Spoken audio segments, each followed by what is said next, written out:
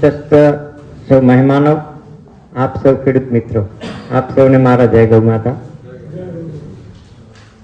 હવે આપણે સૌ ખેડૂતો જ છીએ. એફપીઓ બનાવવાનું કેમ આપણા મોદી સાહેબે 10,000 એફપીઓ બનાવવાનું જે વિઝન આપ્યું છે, જીરું હતું એમને 6 ટન જીરું હતું, તો બાકીનું 5 ટન જીરું મારે બીજા ખેડૂતો પાસેથી લેવું પડે. હવે જે ક્વોલિટી મારી જોઈતી એ ક્વોલિટી નક્કી કરવી પડે કે આપણે એ ક્વોલિટીનો જ માલ એમને આપવો પડે 6 ટન, અને 6 ટન જીરું આપવું જોઈએ, કારણ કે એમણે 6 ટનનો સોદો કર્યો હતો. તો મારી પાસે તો 1 ટન હતું. તો મેં બાકીના ગામના જે 10-12 ખેડૂતો હતા એમને જાતે મેં એમને મુલાકાત કરી, એમનું જીરું જોયું, એમને કોઈને કચરો કેવો હતો તો એને સાફ સફાઈ કરાવી, અને વ્યવસ્થિત જે જીરું એ લોકો જોઈને ગયા હતા એ નમૂનાનું 6 ટન જીરું મેં ભેગું કર્યું 12 ખેડૂતોનું. અને એ 6 ટન જીરું લઈને હું નતો કે બીજા 2 ખેડૂતોને ઊંઝા આપવાની શરત હતી, ડિલિવરી ઊંઝા આપવાની હતી. એ 6 ટન જીરું આપ્યું તો એ 10 ખેડૂતોનું 6 ટન જીરું ઊંઝા પહોંચાડ્યું, એમને 2300 ભાવે મળ્યું. એક મને 500 રૂપિયા વધારે મળ્યા. એફપીઓનું આ વિઝન હું આપને કહું છું, આપણા સંગઠનનું વિઝન કહું છું. અમે 10 ખેડૂતો ભેગા થયા, 300 મણ જીરું ભેગું કર્યું, તો એક ખેડૂતને 500 પ્રમાણે 10 ખેડૂતોને 1.5 લાખ રૂપિયા વધારે આવ્યા. આ શરૂઆતની વાત કરું છું. 10 ખેડૂતો ભેગા થયા, 10 ખેડૂતોનો માલ ભેગો કર્યો તો 1.5 લાખ રૂપિયાનો ફાયદો સીધો થયો. તો તમે વિચાર કરો કે આટલા, જો આપણે ભારત દેશમાં નહીં દુનિયામાં ખેડૂત છે તો જ બધું છે, પણ આપણી તકલીફ એ છે કે આપણું સંગઠન નથી, અને સંગઠન નથી એના કારણે આપણે દુઃખી છીએ. હું થોડી મારી બનાસ કંપનીની ઝલક આપી દીધી. તો એ પ્રમાણે અમે 10 ખેડૂતોનું 300 મણ જીરું પહોંચાડ્યું, એ ફાયદો થયો.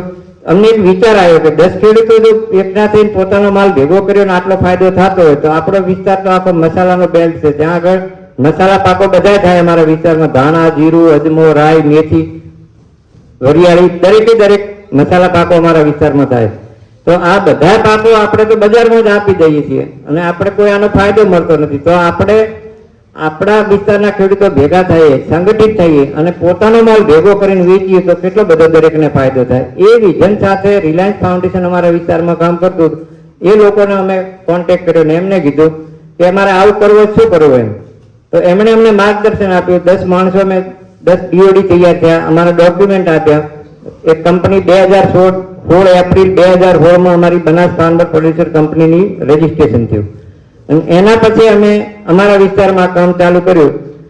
તમને કહું કે અત્યારે આ બધી જે સંસ્થાઓ છે, સરકાર દ્વારા પણ, નાબાર્ડ દ્વારા પણ, અત્યારે જે એફપીઓ બને છે એને ભરપૂર 5 વર્ષ માટે 33 લાખની સહાય મળે છે, તમે જો વ્યવસ્થિત કામ કરો તો. જ્યારે અમે એફપીઓ બનાવ્યું એ વખતે અમારો હાથ પકડનારું કોઈ નહોતું. અમારા હાથ પકડ બાબુભાઈ, અમારા વાઇસ ચેરમેન, બાકીના 3 ડીઓડી અમે જોડ્યા છે. પણ અમે અને બાબુભાઈએ એક લક્ષ્ય નક્કી રાખીને નીકળ્યા હતા કે આપણે એફપીઓ બનાવ્યા પછી આપણા વિસ્તારમાં જે પછાતપણાનો કલંક છે એને દૂર કરવા માટે જે કંઈ કરવું પડે એ કરી અને પછાતપણાનો કલંક દૂર કરવું છે આપણે. એ વિઝન સાથે અમે 2016માં એફપીઓ બનાવ્યો. હવે શરૂઆતમાં 550 સભાસદ અમે જોડ્યા, 9.5 લાખ રૂપિયા અમારું શેર ભંડોળ હતું. હવે અત્યારે તમે રજીસ્ટ્રેશન કરાવવું હોય તો રજીસ્ટ્રેશનની ફી પણ સરકારની ગ્રાન્ટમાંથી મળે તમને અત્યારે 35-40 હજાર રૂપિયા. એ વખતે એફપીઓ શું એ કોઈને ખબર નથી, અને 60,000 રૂપિયા ફી લેતા હતા સીએ પણ રજીસ્ટ્રેશન કરાવવાના. એ 60,000 રૂપિયા અમે અમારા શેર ભંડોળમાંથી આપેલા અને એફપીઓ રજીસ્ટ્રેશન કરાવેલા. તો એ રીતે અમે જે વિઝન લઈ નીકળ્યા તો 550 થી શરૂઆત કરેલી, અત્યારે 2200 સભાસદ છે અને 30 લાખ રૂપિયા અમારું શેર ભંડોળ છે. અત્યારે અમે 8 વર્ષની અંદર આટલા સુધી પહોંચ્યા છીએ. તો હવે અમે શરૂઆતની વાત કરું તો શરૂઆતમાં ધંધો કરવા માટે અમારી પાસે મૂડી નથી, પૈસા નથી. જે કંઈ અમારું શેર ભંડોળ હતું એ જ અમારું શેર ભંડોળ હતું. તો એમાં બીજો તો ધંધો કેટલો, 10 લાખ રૂપિયામાં શું ધંધો થઈ શકે. તો અમે જીએનએફસી સાથે કરાર કર્યો. અમારા વિસ્તારમાં અમારાથી ઘણા છે પણ અમારે હવે લીમડા છે. તમારો દિયાદીર વિસ્તાર છે ને હેદવાણી કહેવાય. અમારા ગામની બાજુ વાવડી ગામ છે ને, એ લીમડાનું પ્રમાણ વધારે હતું પહેલેથી, તો અમે એને નાની હેદવાણી કહેતા એમ, કારણ કે દિયોદર વિસ્તાર ને હિન્દુવાણી વિસ્તાર કેવડાય છે ને, કારણ કે અહીંયા લીમડા ઘણા હતા. હવે તો છે બધે લીમડા છે અને અમારે પણ છે. તો અમે શરૂઆતમાં ધંધો કરવા માટે અને એક લોકોનો વિશ્વાસ જીતવા માટે, જો એફપીઓ ચલાવવા માટે મહત્વનો વિશ્વાસ પણ છે. જે ડીઓડી છે એમના પ્રત્યેનો, પાછળના ખેડૂતો જે સભાસદો છે એમને વિશ્વાસ પણ હોવો જોઈએ આપણા ઉપર, તો આગળ પ્રગતિ એફપીઓ કરી શકે. તો એના માટે અમે જીએનએફસી સાથે કરાર કર્યો. પેલા નિયોકોમ નીમ કોટેડ આપણે યુરિયા આવે છે, તો એમાં લીંબોળી આવે એનું તેલ ચડાવેલું આવે એની, અને ખોળમાં બાકીનો જે કચરો વધે એ ખોળમાં જાય છે, લીમડાનો ખોળ પણ બને. તો જીએનએફસી આ વસ્તુ કરતું હતું તો અમે એમને લીંબોળીની જરૂર હતી. તો અમારા વિસ્તારમાં ગરીબ માણસો, વિધવા બહેનો આવી બધી લીંબોળી એકઠી કરતા અને માર્કેટ બજારમાં ગામમાં જે દુકાનો હોય, વેપારી લેતો હોય અથવા કોઈ છકડાવાળો આવતો હોય તો 5 રૂપિયા કિલો લીંબોળી લેતા. એટલે અમે જીએનએફસી સાથે 11 રૂપિયા કિલો પ્રમાણે એમઓયુ કર્યું અને અમે એ લોકોને બધાને ગામે ગામ મેસેજ પહોંચાડ્યા અમારા બીઓડી દ્વારા કે ભાઈ તમારા ગામમાં જે ગામમાં લીંબોળી વેચતા હોય અને એકઠી કરતી ગરીબ માણસો હોય એ દરેકને મેસેજ કરો કે જે કોઈ લીંબોળી વેણે એ આપણા સેન્ટર ઉપર આવી જાય અને આપણે એમને 9 રૂપિયા કિલો આપશું. જે 5 રૂપિયા મળે છે એની જગ્યાએ આપણે 9 રૂપિયા કિલોના એમને આપશું. એટલે એ રીતે અમે 9 રૂપિયા કિલો પ્રમાણે જે પહેલી ધંધાની શરૂઆત કરી અને જીએનએફસી સાથે જે લગભગ અમે આપણે એ વખતે 25 લાખનું કર્યું હતું ને શરૂઆત, 25 લાખનો ધંધો શરૂ કર્યો અમે. 10 લાખની અમારી મૂડી હતી, એમાં અમે 25 લાખનો ધંધો કર્યો હતો લીંબોળીનો. શરૂઆતની આ વાત કરું પહેલું, કારણ કે બીજી કઈ મૂડી નથી અમારી પાસે. તો એ 9 રૂપિયા અમે લઈ અને 11 રૂપિયા આપેલું હતું. તો 1 રૂપિયો એનો વહીવટી ખર્ચ થાય. માનો કે આપણે માણસ જોખવા માટે રાખવો પડે, ત્યાંથી રાધનપુર સેન્ટર હતું એમનું ગોડાઉન, તો ત્યાં પહોંચાડવા માટે ટ્રાન્સપોર્ટિંગ જોવે, ભરવા માટે બારદાન જોવે. આ બધાનો 1 રૂપિયો જે ખર્ચ થયો, 1 રૂપિયો અમે એમાંથી ખર્ચનો કાઢી અને 11 રૂપિયા જે અમે લીંબોળી આપી હતી એમાં 9 રૂપિયા આપણે ગ્રાહકને આપ્યા હતા. 1 રૂપિયો વધ્યો એને અમે બોનસ તરીકે જે બહેનોએ અમને, જે ગ્રાહકોએ આપી હતી લીંબોળી, એમને 1 રૂપિયો બોનસ તરીકે અમે પાછો આપ્યો. એટલે જે 5 રૂપિયાની લીંબોળી હતી એના 10 રૂપિયા મળ્યા અમને. સીધા બજારમાં જે મળતું હતું એમને એનાથી સીધા ડબલ ભાવ મળ્યા. એફપીઓ બનાવવાનો મૂળ હેતુ આ છે કે સંગઠિત થશો તો લોકોને લાભ મળશે ને લોકો આપણા પ્રત્યે વિશ્વાસ ત્યારે કરશે કે આપણે એમને કંઈક લાભ અપાવશું તો આપણે યાર જોડાશે. બાકી તો એમની ફી લઈને શેર લઈને આપણે એમને બેહી રહીએ તો લોકો કોઈ બીજા નવા નહીં જોડાય. તો એ રીતે મેં ધંધાની શરૂઆત કરી. આજે 8 વર્ષની અંદર અમારું વાર્ષિક 7 કરોડ રૂપિયા ટર્નઓવર છે અને કંપની દ્વારા અમારા જે વિસ્તાર છે ત્યાંથી અમે જે કોઈ મસાલા પાકો પાકે છે એ તમામ સભાસદોનો માલ અમે કંપની પોતે ખરીદી રહી. અમે જીરાનું આઈટીસી અને ઓલમ દ્વારા જીરાનું જે બહાર એક્સપોર્ટ કરે છે આવી કંપનીઓને અમે અમારું જીરું પણ આપીએ છીએ. હવે એ વખતે અમે જીરાને ગ્રેડિંગ કરવા માટે રાધનપુર અને ઊંઝા માટે જીઆઈડીસીમાં લઈ જતા. તો ત્યાં આગળ અમને ખર્ચો પણ વધુ થતો અને વત્તા આપણે 24 કલાક ત્યાં બેસી શકીએ. તો એના માટે પ્લાન્ટની જરૂર હતી. તો 25 લાખનો અમે કંપની ખુદનો પોતાનો પ્લાન્ટ પણ, ઝીરો ગ્રેડિંગનો પ્લાન્ટ પણ કંપનીનો પોતાનો જ છે. પછી અમે એક વિઝન જોયું, કારણ કે લોકો આપણા ઉપર ભરોસો કર્યો છે. આજે અમારા હું કહું કે બાબુભાઈને અમે જે અમારી બોડી છે એના ઉપર ભરોસો કરી અને 2200 સભાસદ જોડાણા, 30 લાખ રૂપિયા એમનું શેર ભંડોળ થયું. આજ અમે છીએ બાબુભાઈને, અમે આજ વહીવટમાં છીએ, પણ લોકોએ અમને જોઈને જે પૈસા આપ્યા છે કે જે અમારા કામને જોઈને પૈસા આપ્યા. કાલ આપણે નહીં હોઈએ અને કંપની તો રહેવાની, પણ કાલ માનો કે કંપની ડૂબી, કોઈ આ વહીવટ કરનાર આવે કંપની ડૂબી, તો કંપની હંમેશા ગમે એવી કંપની ડૂબશે પણ એનું શેર ભંડોળ કોઈ દાડો ડૂબવું ના જોઈએ. શેર ભંડોળમાંથી 1 રૂપિયો કોઈ દિવસ ઓછો ન થવો જોઈએ. એના માટે મેં વિચારી અને 4.5 એકર જમીન લીધી. અમારી જે શેર ભંડોળ હતો એમાંથી 23 લાખ રૂપિયાની અમે ત્યાં આગળ 4.5 એકર ખુદ કંપની પોતાની જમીન લીધી. કદાચ એક પહેલો એફપીઓ એવો છે ગુજરાત રાજ્યમાં પોતાની જમીન હોય કોઈ કંપની પાસે. તો અમે એ 4.5 એકર જમીન લઈ લીધી. અમે ભાડાની દુકાનમાં અમારા ઇનપુટ સેન્ટર ચલાવતા હતા, એની જગ્યાએ 7 દુકાનો બનાવી દીધી. ત્યાં મોટું કોમ્પ્લેક્સ બનાવ્યું. અમે પાછળ એક મોટું ગોડાઉન મીટિંગ માટે બનાવ્યું. અત્યારે અમારી કંપનીની પોતાની 7 દુકાનો અને કોમ્પ્લેક્સ પણ પોતાનું જ છે. એટલે કંપની બનાવ્યા પછી કંપનીને આગળ આપણે જો લઈ જઈએ તો જ લોકો આપણા પર ભરોસો કરે. અમે ટ્રાન્સપોર્ટિંગ માટે બહારથી વાહનો લાવવા પડતા અને મારું 10 થી 15 લાખ રૂપિયા મારું ભાડામાં બહારથી ટ્રાન્સપોર્ટ વાળાને ભાડું આપતા. તો અમે કંપનીનું ખુદનું અત્યારે 407 પણ છે. એગ્રો પ્રાઇવેટ સરકારની યોજના છે એમાં અમે એક ટ્રેક્ટર ખરીદ્યું, એક થ્રેશર ખરીદ્યું, રોટોવેટર, કલ્ટીન એ બધું પણ ખરીદ્યું. અને એનાથી જે નાના ખેડૂતો હોય એમને ટાઈમસર પોતાનું કામ ના મળે, કારણ કે મોટા ખેડૂતને પોતાનું ટ્રેક્ટર હોય પાસે, એટલે પોતાનો વરસાદ થયો માનો કે વાવણીનો સમય વરસાદ બધાને ભેગો થાય, એટલે વરસાદ થાય એ વખતે વાવણી કરવી છે તો મોટા ખેડૂતને પોતાનું ટ્રેક્ટર હોય એટલે પહેલી પોતાની વાવણી કરે. નાના ખેડૂત તો વારો આવે ત્યાં સુધી કદાચ હુકાઈ ગયો હોય એટલે એને પોતાને ધાર્યું ના થઈ શકે. તો એને ટાઈમસર સાધન મળી રહે અને પોતાનું ટાઈમસર કામ થાય એટલા માટે અમે ટ્રેક્ટર પણ લીધું. અને ટ્રેક્ટર જે બજારમાં માનો કે 1000 રૂપિયા કલાકના લે છે, તો અમે 100 રૂપિયા ઓછા 900 રૂપિયા પ્રમાણે ટ્રેક્ટર અમારા નાના ખેડૂતને પણ આપીએ છીએ. વાવણી કરવા રોટોવેટર જે થ્રેશરમાં પણ 1100 રૂપિયા લેતા હોય બજારમાં, તો અમે 100 રૂપિયા ઓછા લઈને 1000 રૂપિયામાં થ્રેશર આવીએ. એટલે એ રીતે લોકોનો વિશ્વાસ જીતવા માટે આવા અલગ અલગ જે કંઈ લોકોની સાથે જોડાઈ રહેવા માટે સાધનોથી લોકોને સેવા આપી અને કંપનીને અમે આજે આટલા સુધી પહોંચાડ્યું છે. અમારા કંપનીનું ખુદનું ડ્રોન પણ છે. અમે શરૂઆતમાં 3 વર્ષ પહેલા શરૂઆતમાં બહારથી કંપનીનું ડ્રોન આવ્યું હતું અને સરકારની યોજના હતી જે 500 રૂપિયા અત્યારે આપણને એકરે આપે છે, સરકાર સબસિડી આપે ખેડૂતને, 100 રૂપિયા ખેડૂત પાસે લેવાના. તો અમે જોયું કે આપણા વિસ્તારમાં ડ્રોનની જરૂર છે, કારણ કે એરંડાનો પાક વધારે હોય અને એરંડામાં આપણે પંપથી ન છાંટી શકીએ. તો એના માટે ડ્રોનથી દવાનો છંટકાવ સારો થઈ શકે. તો એના માટે અમે પહેલા વર્ષ બહારનું ડ્રોન આવ્યું, અમે જોયું કે ભાઈ આમાં ડ્રોનમાં પૈસા સારા મળે છે અને ખેડૂતને ટાઈમસર સર્વિસ પણ મળી રહે. એટલે અમે રાહ ન જોઈને ઘણી વખત આપણે શું છે સબસિડીની રાહ જોવામાં ઘણો સમય આપણે બગાડીએ છીએ. તો 5.5 લાખ રૂપિયાનો અમે તપાસ કરાવી, તો ગરુડા કંપનીને અમે કોન્ટેક્ટ કર્યો. 5.5 લાખ રૂપિયાનું ગરુડા કંપનીનું અમે 2 વર્ષ પહેલા ડ્રોન લાવ્યા. અને સરકાર તરફથી અમને 1500 એકરનો પ્રોજેક્ટ મળેલો. શરૂઆતમાં 500 એકર આપ્યું, બીજા 500 એકર આપ્યું, બીજા 500 એકર, એમ કરીને 1500 એકરનો અમને સરકારનો પ્રોજેક્ટ મળ્યો. 100 રૂપિયા અમે ખેડૂત પાસે લેતા.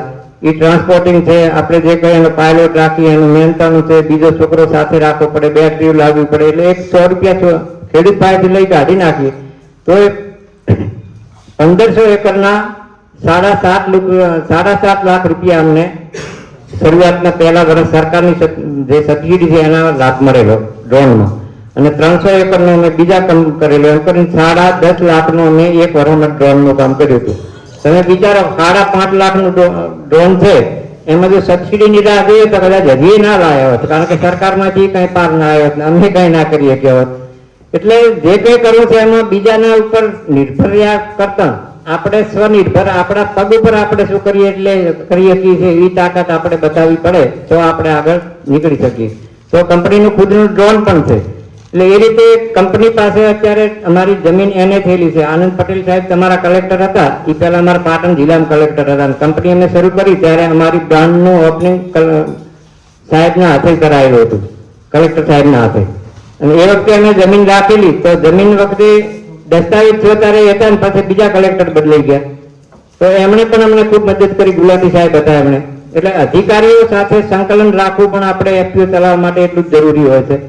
તો એ રીતે અમારી કંપની અત્યારે ટોટલ અમારું એસેટ ગણીએ તો અમારી પાસે 4 કરોડનું એસેટ છે. તમને સીધો હિસાબ ગણાવો 2200 સભાસદ છે, 4 કરોડનું અમારી પાસે એસેટ છે. 2000 રૂપિયા ભાઈઓના 2000 રૂપિયાના શેર અમે લીધેલા અને બહેનોના 500 રૂપિયાના શેર લીધા.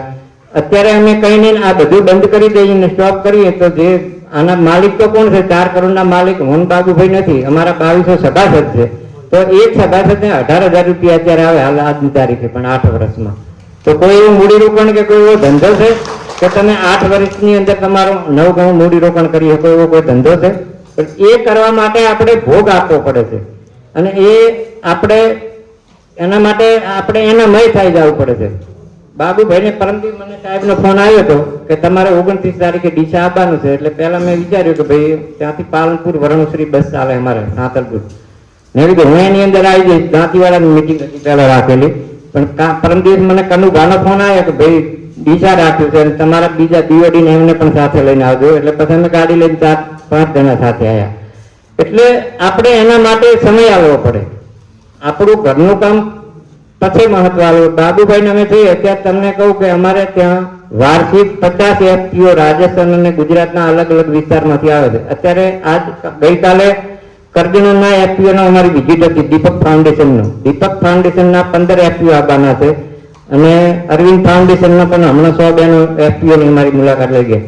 પણ એ લોકો ક્યારે આવે? કારણ કે એમને સમય આપવો પડશે ને. અમે 1 પણ રૂપિયાની અપેક્ષા સિવાય એફપીઓમાંથી 1 પણ રૂપિયો અમે લેતા નથી.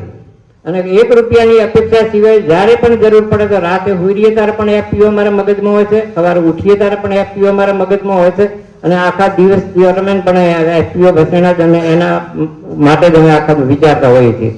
એટલે આટલો ભોગ આવવાની તૈયારી આપણી છે અને આપણે એફપીઓ પ્રત્યે રહીશું તો જ એફપીઓ આગળ વધશે. બાકી કોઈ પણ એનજીઓ એફપીઓ બનાવવા માટે એનજીઓ છે. અમે નાબાર્ડના સીબીપીઓ પણ છીએ. કદાચ ભારત દેશની અંદર પ્રથમ છે કે કોઈ કંપનીએ કંપની બનાવી હોય.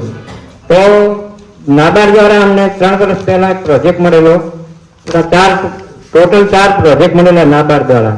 એક અમને 50 ખેડૂતો ઓર્ગેનિક જીરાનું બિયારણ તૈયાર કરવા કરેલું. એ અમે 3 વર્ષ પ્રોજેક્ટ ચલાવ્યો. અત્યારે 500 ખેડૂતો બિયારણ માટે સ્વનિર્ભર બન્યા અમારા પ્રોજેક્ટના કારણે અમારા વિસ્તારમાં. એના પછી એક રૂરલ માર્ટ બનાવ્યો હતો. ખેડૂતો માટે પોતાને જે જીવન જરૂરિયાતની ચીજ વસ્તુ છે એ બજારમાંથી ના ખરીદતા આપણા એફપીઓમાંથી ખરીદે અને એને સારો માલ, સારી ગુણવત્તા વાળો અને વ્યાજબી ભાવે મળે. તો એના માટેનો એક ખેડૂત મોલનો પ્રોજેક્ટ મળેલો. એ પણ હાલ અમારા શરૂઆત રાધનપુરમાં કરેલી, પણ અત્યારે અમારા પોતાની દુકાન બની ગઈ છે. ત્યાં અમારા કોરોના સેન્ટર ઉપર જ ચાલે છે. અને એક અમને પ્રોજેક્ટ મળેલો એફપીઓ, 2 એફપીઓ બનાવવાનો. તો અમે અમારા સાંતરપુર તાલુકામાં ચોરાડ વિસ્તાર છે ત્યાં આગળ અમારો એક એફપીઓ બનાવ્યો અને એક સમી વિસ્તાર ફાર્મર પ્રોડ્યુસર કંપની બનાવી. તમને કહું કે એફપીઓ બનાવે અને એનજીઓ એફપીઓ બનાવે એમાં કેટલો તફાવત હોય છે કહું તમને. તો અત્યાર સુધીમાં અમારા પાટણ જિલ્લામાં 21 એફપીઓ છે ટોટલ. પ્રાકૃતિક એફપીઓ એક છે અને બાકીના એનજીઓ દ્વારા બનાવેલા એફપીઓ છે. ટોટલ 21 એફપીઓ છે. અમે જે 2 એફપીઓ બનાવ્યા એમાં 3.5 વર્ષની અંદર સાંતલપુર ફાર્મર પ્રોડ્યુસર કંપની, એટલે ચોરાડ ફાર્મર પ્રોડ્યુસર કંપની છે જે અમારા દ્વારા બનાવેલા એપ, એના 750 સભાસદો છે 3 વર્ષની અંદર. અને એનું 3.5-4 કરોડ રૂપિયાનું ટર્નઓવર છે, વાર્ષિક ટર્નઓવર. અને ગઈસાલ એને CII નો એવોર્ડ મળેલો ચોરાડ ફાર્મર પ્રોડ્યુસર કંપનીને. અને જે સમી વિસ્તાર ફાર્મર પ્રોડ્યુસર કંપની અમે બનાવી છે એની અંદર 550 સભાસદ છે. અને અમને ગઈ 10 ડિસેમ્બરે CI દ્વારા દિલ્હીમાં એને પણ એવોર્ડ મળેલો. અને 20 તારીખે અમને પણ એવોર્ડ મળેલો દિલ્હીની અંદર. ટોટલ અત્યાર સુધીમાં અમને 4 એવોર્ડ મળેલા છે રાષ્ટ્રીય કક્ષાના. બનાસ કંપનીને 8 વર્ષની અંદર 4 એવોર્ડ મળેલા છે. એટલે અમે જે કંપની બનાવી એ કંપનીને અમે કઈ રીતે કામ કરી છે એ રીતે એમના બીઓડીને પણ અમે સતત જાગૃત રાખીએ છીએ, સતત અમારી સાથે જોડાયેલા રાખીએ છીએ, સતત અમારી સાથે ધંધાકીય રીતે જોડી અને એ એફપીઓને અમે અત્યારે અમારી સાથે જ લઈને ચાલીએ છીએ. જ્યારે ઘણી વખત શું થાય કે 5 વર્ષ માટેનો પ્રોજેક્ટ હોય, એનજીઓ 5 વર્ષ આપણા સાથે રહે, 5 વર્ષ પૂરા થાય એટલે એનજીઓ, કારણ કે ગ્રાન્ટ આવતી બંધ થાય એટલે એનજીઓ બીજો ધંધો ગોતવા જતી રહે અને આપણે જેવી ઠકાણે બેઠા છે અહીંયા બેસી રહીએ. જો આપણે તો 5 વર્ષમાં તૈયાર નહીં થઈએ તો ખાલી કાગળ ઉપર જ એફપીઓ રહેશે. જે મોદી સાહેબનું વિઝન છે 10,000 એફપીઓનું, એ વિઝન પૂરું તો નથી થવાનું કોઈ દિવસ. એના માટે તમારે બધે સક્રિય રહેવું પડશે. તમારે પોતાની છે એમ, પોતાની આપણી કંપની છે એમ ધારીને આપણે કંપનીને ચલાવવા માટે તત્પર રહેવું પડશે.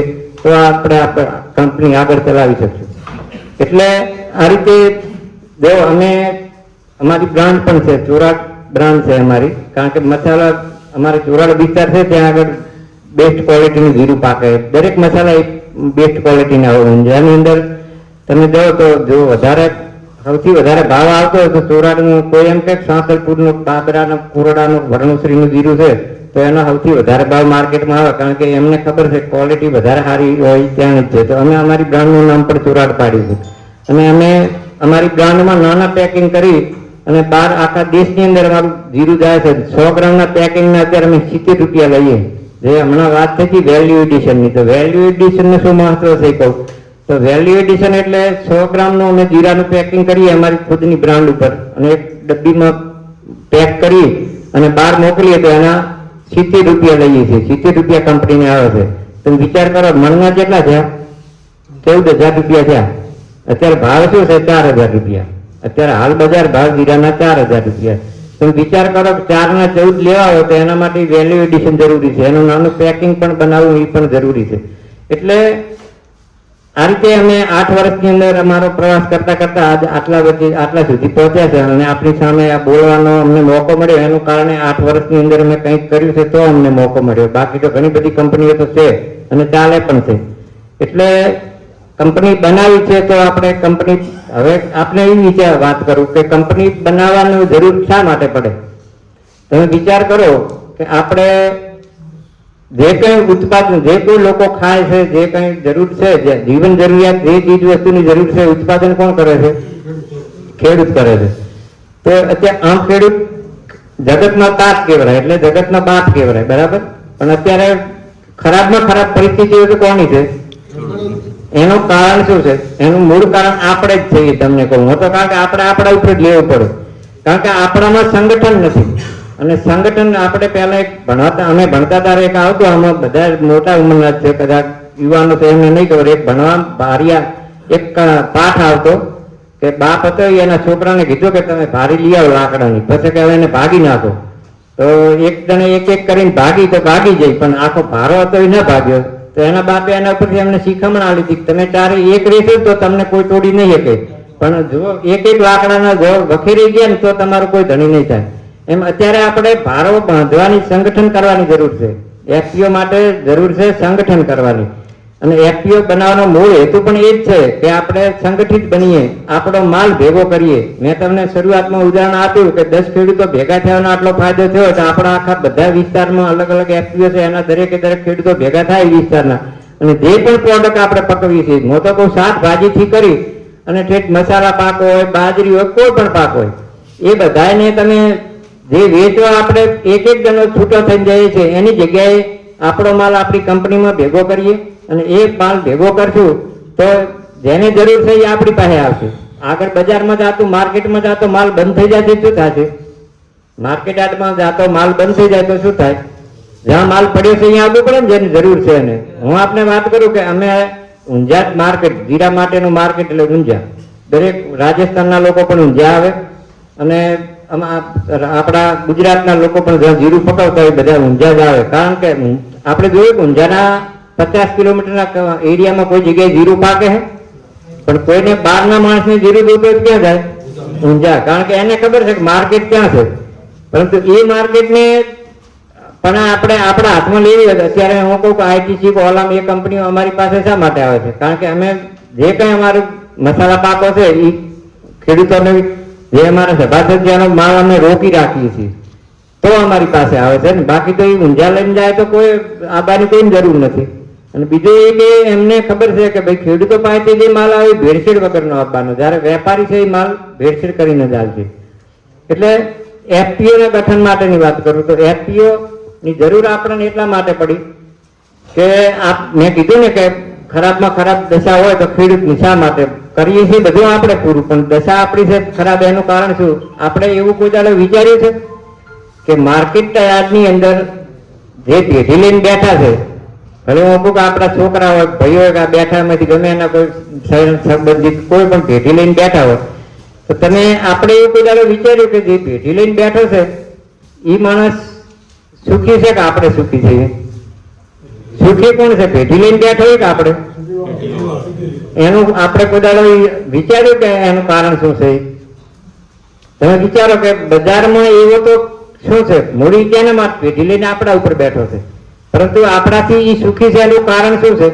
કે આપણા ઉપર એ તાગડ ધીના કરે છે. એના પાસે ગાડી, બંગલા, એસી બધું છે. આપણે બાપ દાદા વખતથી ખેતી કરતા હોય તો રહ્યા એનાથી ઓછી થતી જાય, બાકી વધતું નથી, કઈ આગળ નથી વધતા. એનું કારણ મૂળ આપણે કોઈ દાડો વિચાર્યું નથી કે ભાઈ આ પેઢીવાળો સુખી છે, એનું કારણ શું?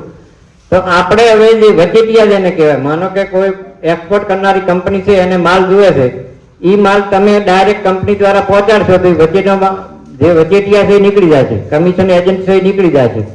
તો એ એમને કાઢવા માટે આપણે શું વેપારી બનવું પડશે? આપણે ખેડૂતોએ ખુદ વેપારી બનવું પડશે, તો જ કંપની આગળ ચાલશે. કંપની બનાવવાનો મૂળ હેતુ પણ એ જ છે કે આપણે ખેડૂતે પોતે વેપારી બની જશું તો આપણે આપણી કિંમતનો ભાવ કરતા છે. આપણે જોયું છે કે આપણે દવા, ખાતર, બિયારણ જોઈએ બજારમાં લેવા જાય તો કિંમત કોણ કરે છે? વેપારી કરે છે. એ બધું લાવ્યું, મહેનત આપણે કરી અને આપણે માલ તૈયાર, પાક તૈયાર કર્યો તો એનો ભાવ કોણ કરે છે?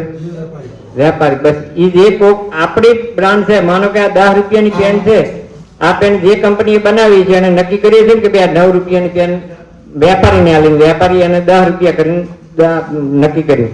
તો એક બાકસ, સામાન્ય 50 પૈસાની બાકસ છે, એની પણ એ કંપની છે ને એની ભાવ નક્કી કરે છે. જ્યારે ખેડૂતો જ આપણે એવા થઈએ કે આપણને આપણી વસ્તુનો ભાવ નક્કી કરવાનો અધિકાર નથી, અને એ અધિકાર જ્યાં સુધી ખેડૂત પોતાના હાથમાં નહીં લે ત્યાં સુધી ખેડૂત કોઈ દિવસ સુખી થવાનો નથી. મોદી સાહેબે ડબલ આવક કરવાનું વિઝન આપ્યું, એ કઈ ભાવ ડબલ નતા થઈ જવાના, કે બીજી વસ્તુ આપણે જોવે છે ખાતર, બિયારણ, એના ભાવ કઈ વધી ઘટવાના નતા, પરંતુ મેઇન વિઝન એ છે કે જે આપણો માલ છે એને આપણે વચેટિયામાંથી મુક્ત કરીને આપણા માલની કિંમત આપણે કરશું તો એની અંદર આપણને જે નફો મળશે એના કારણે આપણી આવક ડબલ થશે. મેં તમને શરૂઆતમાં જીરાને વેચવાનો ભાવ કર્યો હતી 500 રૂપિયા ક્યારે થયો, તમે 10 જણા ભેગા થયા તો વધારે મળે ને, બજાર તો 1800 રૂપિયા હતી. એટલે એ રીતે એફપીઓ બનાવવાનો મૂળ હેતુ છે કે આપણે સંગઠિત થવું પડશે અને આપણા માલની કિંમત આપણે કરતા હોય. આપણી ઘરે આપણે ખેડૂત થઈએ, ગાય ભેં કે બળદ આપણા ખીલે બાંધેલો હોય તો એની કિંમત કોણ કરે છે?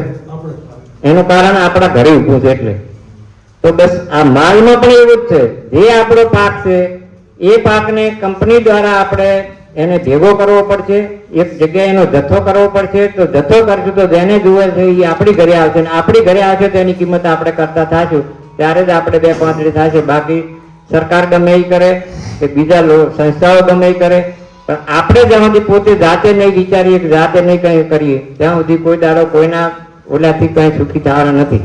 તો એફપીઓ બનાવવાનો મૂળ હેતુ આ જ છે કે આપણી વસ્તુની જે આપણી કાંઈ પાક છે કે જે આપણી વસ્તુ છે એનો કિંમત આપણે કરતા હોવા જોઈએ. અને જ્યારે આપણે કરતા થશું ત્યારે જ આપણે વધારે સુખી થશું. બાકી ત્યાં સુધી જે કોકના ભરવા ઉપર રહીશું ત્યાં સુધી કોઈ દિવસ સુખી થવાના નથી. એટલે એફપીઓ બનાવવાનો મૂળ હેતુ આ જ છે કે આપણે સંગઠિત બનીએ. આપણી જે કંઈ હોય, હું માનો કે શાકભાજી છે, કોઈ આપણા 50 ખેડૂતો શાકભાજી કરે છે, તમારે કઈ 12 બધું પાણીની સગવડ છે એટલે 12 બધા પાકો થાય. અમારે રવિ પાક થી ઉનાળામાં કશું થતું નથી. એટલે તમારે અહીં કઈ 12 બનાસકાંઠામાં પાણીવાળા વિસ્તારમાં દરેક જગ્યાએ 12 બધો પાક થતો હોય છે.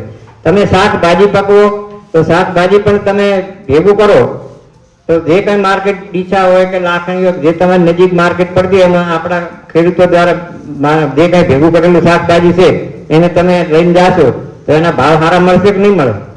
પણ એક જણ લઈને જશે તો એનાથી નહીં મળે. જેને જે ધંધો કરે છે, માનો કે છકડાવાળા કે ગામો ગામ ફરીને શાકભાજીનો ધંધો કરે તો એમને એમ ખબર પડશે કે ભાઈ આ ગામમાં કે આ કંપનીમાં આટલું શાક અહીં મળી રહેશે રોજ, તો એ રીતે તમારે ત્યાં લેવા આવશે.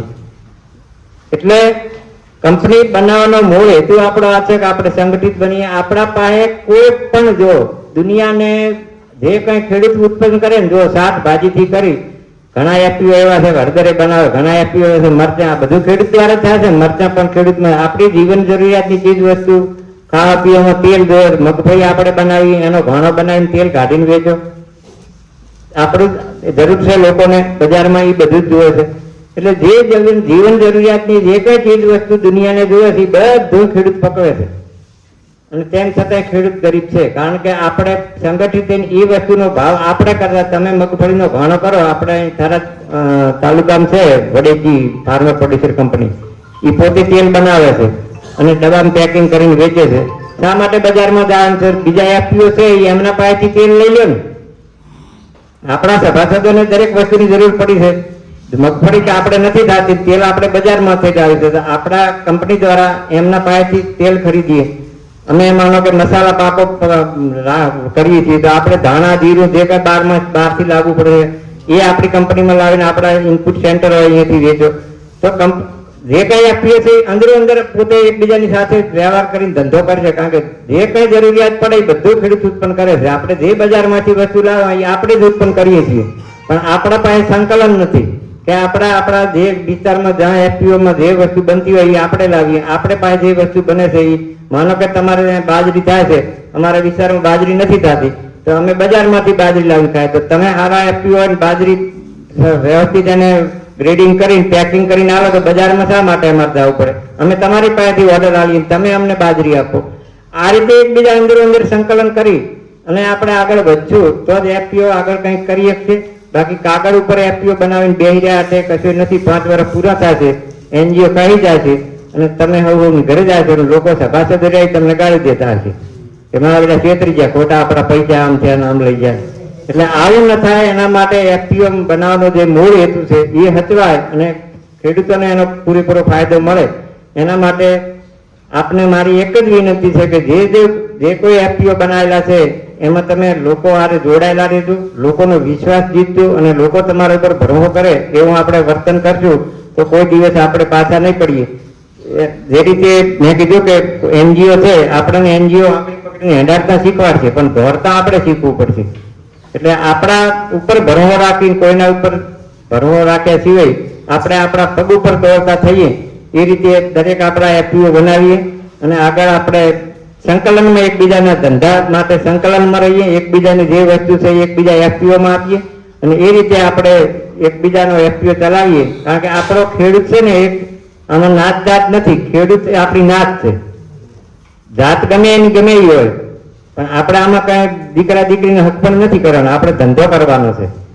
માર્કેટમાં લઈને ગમે તે પેઢી બેઠ હોય અહીંયા આપણે ક્યાં પૂછી કોણ છે, એટલે આપણે ખેડૂત આપણી જાતિ છે, ખેડૂત આપણી જ્ઞાતિ છે અને એના આધારે આપણે બધાએ સંગઠિત થઈને રહેવાનું છે, એકબીજા સાથે જોડાયેલું રહેવાનું છે અને તો જ આપણે બે પાંચડે થઈ શકીએ કે આપણા સભાસદોને કંઈ ફાયદો અપાવી શકીએ.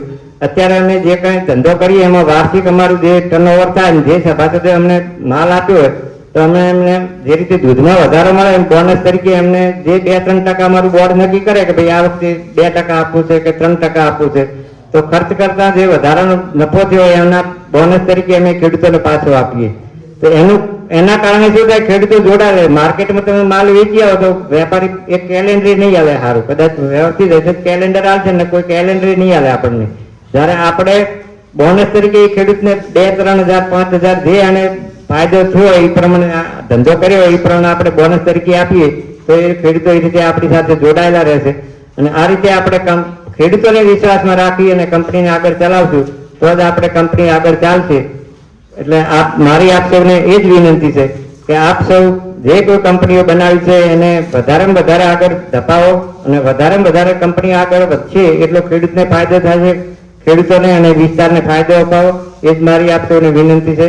જય હિન્દ, જય કિસાન.